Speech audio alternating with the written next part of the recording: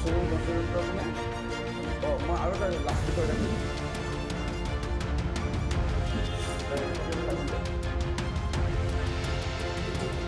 এইটো মোৰ নামতে মই কিনে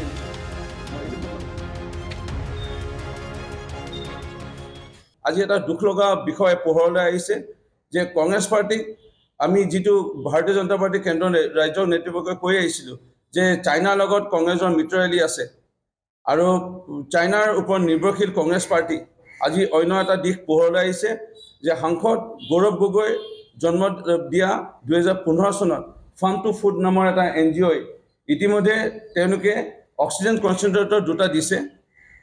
মৰিনী দুখন হস্পিটেলত আৰু ইতিমধ্যে এই চাইনাত লিখা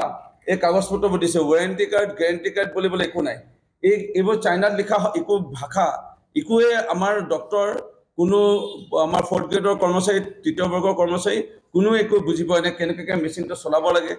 ক'ত কেনেকৈ চাফা কৰিব লাগে কিমান সময় এইটো চাৰ্জ দিব লাগে কিমান সময় ক'ত কেনেকৈ কমাব লাগে বঢ়াব লাগে একোৱে গম পোৱা নাই খালি ফাৰ্ম টু ফুড নামৰ এটা NGO গৌৰৱ গগৈ কংগ্ৰেছৰ নেতা তেওঁৰ জন্ম দিয়া NGO ফাৰ্ম টু ফুডৰ পৰা দিছে এইটো পোহৰলৈ আনিছে যে কংগ্ৰেছে এতিয়াও চাইনাৰ সহায় লৈ আছে